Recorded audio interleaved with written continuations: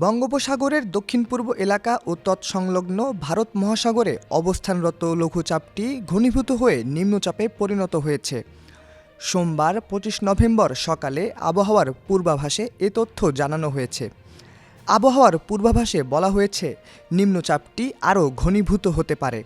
এর বর্ধিতাংশ উত্তর বঙ্গোপসাগর পর্যন্ত বিস্তৃত রয়েছে। এ অবস্থায় সোম ও মঙ্গলবার সারা দেশে রাত ও দিনের তাপমাত্রা সামান্য হ্রাস পেতে পারে।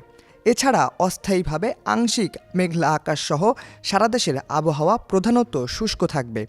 শেষ রাত থেকে ভোর পর্যন্ত সারা দেশের কোথাও কোথাও হালকা থেকে মাঝারি ধরনের কুয়াশা পড়তে পারে। বুধবার সারা দেশে রাতের তাপমাত্রা সামান্য বৃদ্ধি পেতে পারে এবং দিনের তাপমাত্রা প্রায় অপরিবর্তিত থাকবে। এ সময় শেষ রাত থেকে ভোর রাত পর্যন্ত সারা দেশের কোথাও কোথাও হালকা থেকে মাঝারি ধরনের কুয়াশা পড়তে পারে। বর্ধিত ৫ দিনে বৃষ্টিপাতের প্রবণতা রয়েছে বলেও পূর্বাভাসে বলা হয়েছে।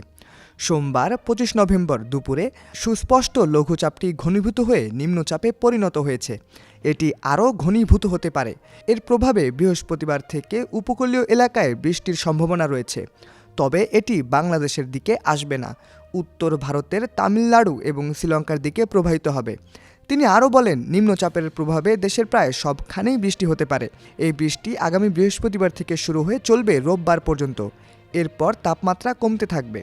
নভেম্বর মাসের দীর্ঘমেয়াদী পূর্বাভাসে বলা হয়েছে, এ মাসে বঙ্গোপসাগরে ১ থেকে ৩টি লঘুচাপ তৈরির সম্ভাবনা রয়েছে।